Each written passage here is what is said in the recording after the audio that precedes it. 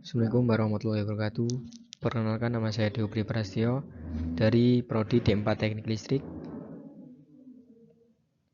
Di sini saya akan menjelaskan mengenai perbandingan protokol HTTP, MQTT dan juga CoAP.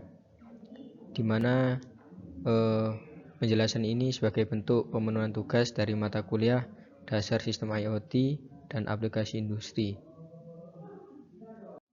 Yang pertama ada pengertian HTTP dan cara kerjanya, yang mana pengertian singkatnya yaitu sebuah protokol standar dunia untuk pertukaran data antara browser dan juga server, serta bersifat umum dan juga handal. Jadi cara kerjanya adalah bekerja seperti percakapan dua arah, yang mana klien meminta data dan server memberikan jawaban menggunakan jalur TCP yang memastikan data sampai tanpa cacat. Jadi HTTP ini adalah kakek dari segala protokol web yang dibuat untuk dokumen teks yang bersifat besar, yang mana filosofinya adalah keandalan. Mengapa data harus sampai utuh meski filenya besar?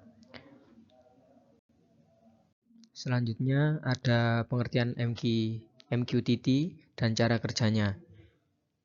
Jadi pengertiannya adalah sebuah protokol pesan ringan yang dirancang khusus untuk komunikasi antar perangkat M2M dan juga IoT. Cara kerjanya adalah menggunakan perantara bernama broker, perangkat yang mengirim data ke sebuah topik, dan perangkat lain yang butuh data tersebut akan berlangganan ke topik itu.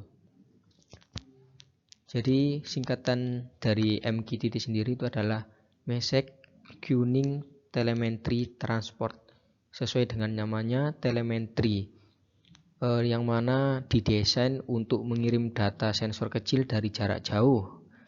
Seperti filosofinya itu adalah efisiensi dan low bandwidth.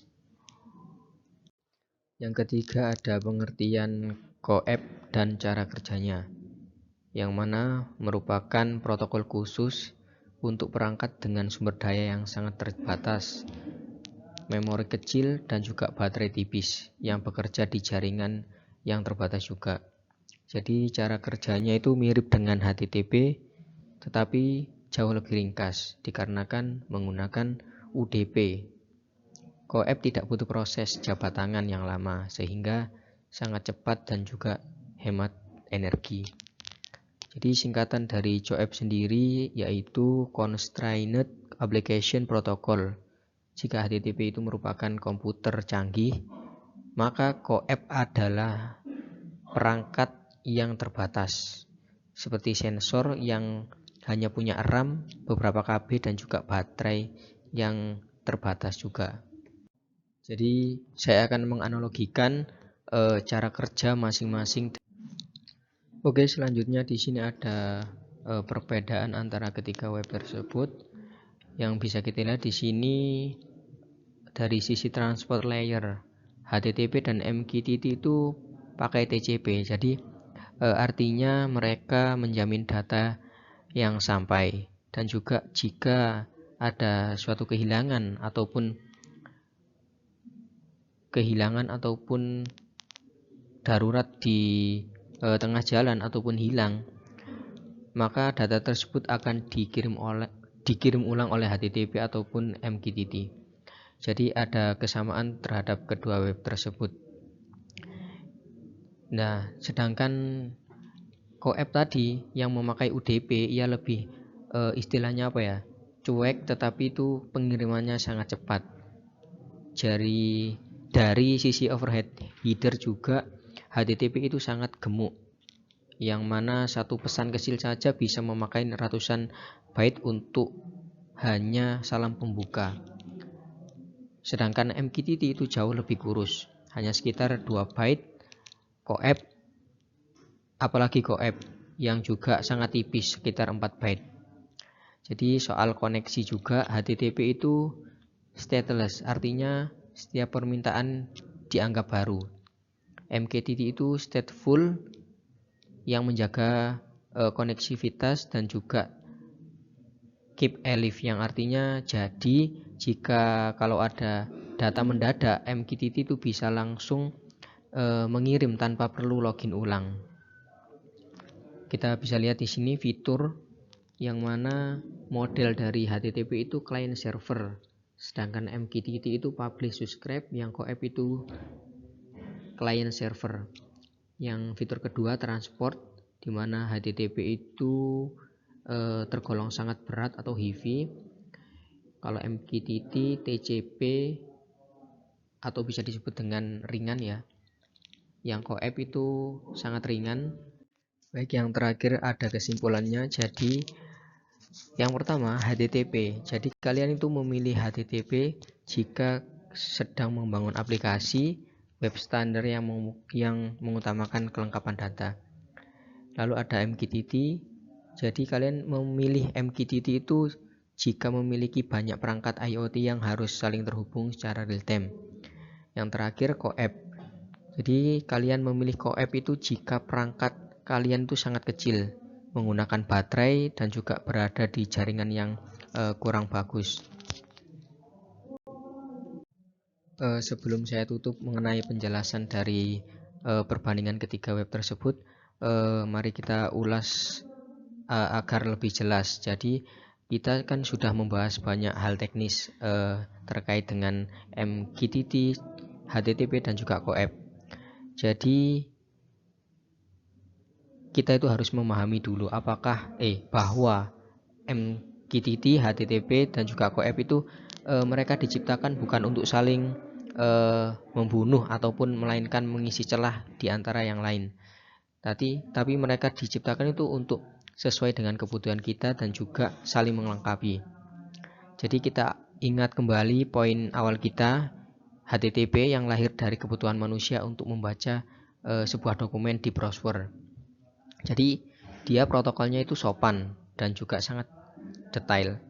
Namun ketika kita masuk ke era IoT, Internet of Things, di mana mesin berbicara dengan mesin, kesopanan HTTP yang terlalu banyak basa-basi itu justru menjadi beban. Nah, itulah alasan mengapa MQTT dan CoAP itu hadir sebagai solusi yang lebih gesit. Jadi selanjutnya tuh perbandingan utamanya. Jadi jika kita tinjau kembali perbandingannya antara tiga variabel tadi yang menentukan pilihan kita, bandwidth, power ataupun reliability. Dari sisi bandwidth dulu, kita sudah banyak melihat tadi bagaimana MQTT memenangkan keunggulan dengan hanya 2 bit header. Bayangkan jika kita itu punya 1 juta sensor, penghematan dari HBPT ke MQTT itu bukan soal byte lagi, tapi soal efisiensi biaya dan juga infrastruktur yang masif. Yang kedua, dari sisi power ataupun daya.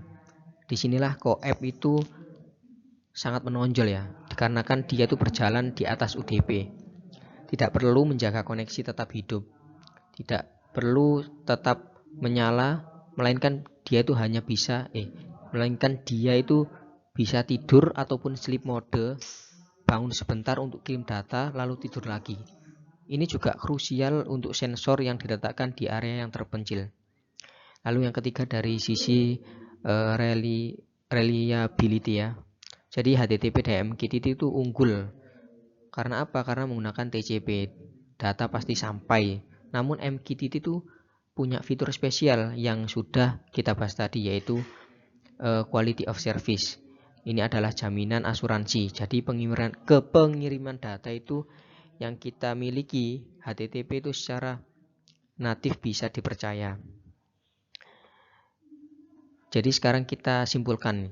Jadi kapan kita harus menggunakan yang mana sesuai kebutuhan kita. Jadi ini adalah inti dari presentasi yang saya lakukan tadi, yaitu yang pertama, kita pilih HTTP jika proyek itu merupakan aplikasi web standar, dashboard admin, ataupun aplikasi mobile yang interaksinya langsung antara pengguna dan juga server. Jadi ekosistem keamanannya itu TLS sudah sangat matang dan juga mudah diimplementasikan. Yang kedua, kita pilih IET jika kita membangun sistem yang membutuhkan update secara real time. Contohnya, notifikasi smartphone, sistem kendali smart home ataupun pelacakan armada logistik. Jadi model publish subscribe ini membuat MQTT itu sangat efisien untuk distribusi data ke banyak perangkat sekaligus. Yang terakhir, yang ketiga, CoAP. Kita pilih CoAP jika kita bekerja dengan perangkat lemah ataupun low resource. Misalnya ada sensor kelembapan tanah yang ada di perkebunan yang sangat luas ya, yang hanya pakai baterai kecil dengan daya yang terbatas. Jadi CoAP itu merupakan jembatan terbaik antara dunia IoT yang terbatas dengan protokol web yang canggih-canggih itu ya. Jadi sekian kesimpulan dari presentasi saya, semoga bermanfaat. Saya akhiri, wassalamualaikum warahmatullahi wabarakatuh.